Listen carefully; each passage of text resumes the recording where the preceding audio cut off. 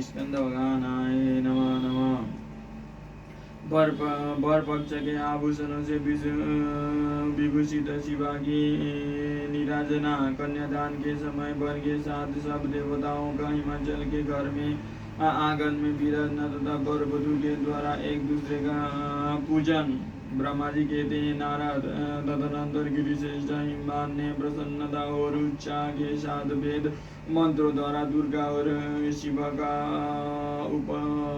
स्नान करवाया। तपस्या गिरिराज की प्रार्थना से श्री विष्णु आदि देवता तथा मुनि कौतूहल पूर्वक उनके घर के भीतर गए। वहाँ उन्होंने वैदिक और लौकिक आचरण का यथार्थ रीति से पालन करके भगवान शिव के दिए हुए आभूषणों से देवी शिवा को अलंकृत किया। सखियों और ब्राह्मण की पत्नियों ने पहले पार्वती को स्नान करवाया, फिर सब प्रकार के वस्त्रभूषण द्वारा विभूषित करके उनकी आरती उतारी। तीनों लोगों की जननी महाशैलपुत्री सुंदरी शिवा दिव्य वस्त्रभूषणों से सुसज्जित होकर मन ही मन भगवान शिव का ध्यान करती हुई वो वहीं बैठी। उस समय उनकी बड़ी शोभा हो रही थी। उस अवसर पर दोनों पक्षों में महान आनंददायक उत्सव होने लगा। ब्राह्मणों को शास्त्रोक्त रीति से नाना प्रकार का दान दिया गया।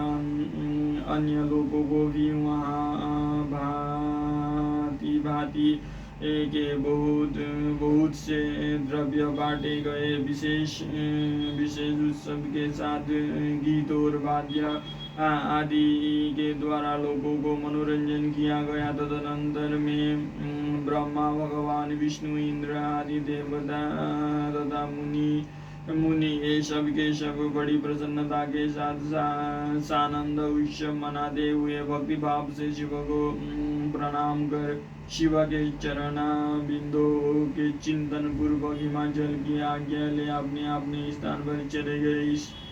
इसके बाद गर्ग ने कन्यादान का समय जान हिमाचल से श्री शंकर तथा बारातियों को बुलवाने के लिए कहा। फिर बाजे बजने लगे। हिमाचल के मंत्रियों ने जाकर वर और बारातियों से शीघ्र पधारने के लिए प्रार्थना की। वे बोले कन्यादान के लिए उचित समय आ गया है, अतः आप लोग शीघ्र मंडप में पधारे। तदनंतर भगवान शिव को सुंदर वस्त्रभूषणों से सुसज्जित करके विषव की पीठ पर बिठाया गया और जय बोलते हुए सब लोग चले।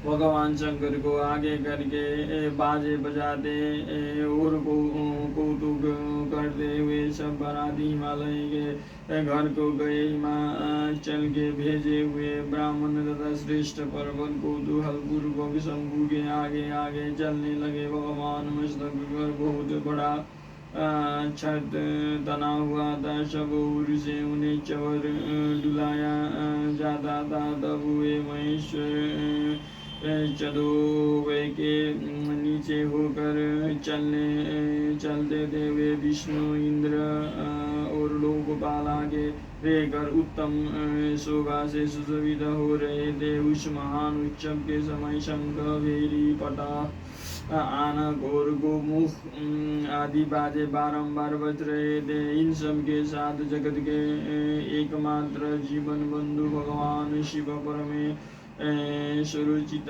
तेज से संपन्न हो यात्रा कर रहे थे। उस समय समस्त देवेश्वर उनकी सेवा में उपस्थित हो बड़े हर्षोल्लास के साथ उन पर फूलों की वर्षा करते थे।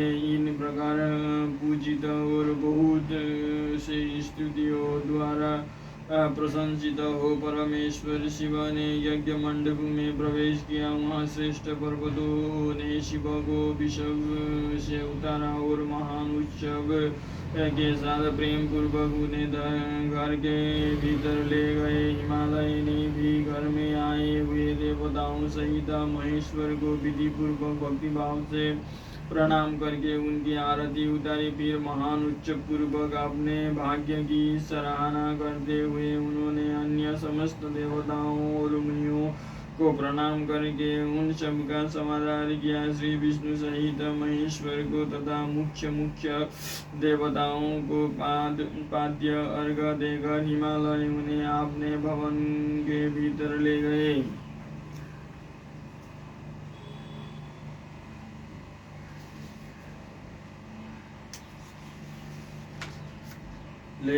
और आंगन में रत्नमय सिंहासनों को ऊपर मुझको, विष्णु को, शंकर जी को तथा अन्य विशिष्ट व्यक्तियों को बिठाया। उस समय मैना ने अपनी सखियों, ब्राह्म पत्नियों तथा अन्य पुरंद्रियों के साथ आकर सानंद आरती उतारी। कर्मकांड के ज्ञाता पुरोहित महात्मा शंकर के लिए मधुपर का पूजन आदि जो जो आवश्यक थे उन सबको महत्व संपन्न किया। फिर मेरे कहने से पुरोहित ने प्रस्ताव के अनुरूप उत्तम मंगलमय कार्य आरंभ किया। इसके बाद हिमालय ने अंतर्वेदी में जहाँ समस्त आभूषणों से विभूषित उनकी कृशांगी कन्या वेदी के ऊपर विराजमान थी, वहाँ मेरे और श्री विष्णु के साथ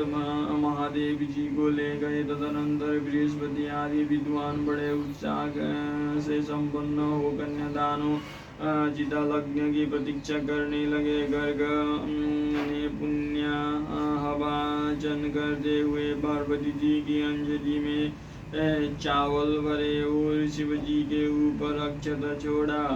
परम उदार सुमुखी पार्वती ने दही, अक्षत, कुश और जल से वहाँ रुद्रदेव का पूजन किया, जिनके लिए शिवा ने बड़ी भारी तपस्या की थी। उन भगवान शिव को बड़े प्रेम से देखती हुए वे वहाँ अत्यंत शोभा पा रही थी। फिर मेरे और गर्गादि मुनियों के कहने से शंभु ने लोकाचार व शिवा का पूजन किया। इस प्रकार परस्पर पूजन करते हुए वे दोनों जगन्मय पार्वती परमेश्वर वहाँ सुशोभित हो रहे थे।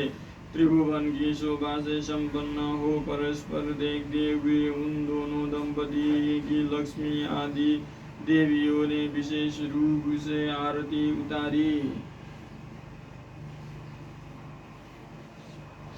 अगले अध्याय में पढ़ेंगे शिव पार्वती के विवाह का आरंभ।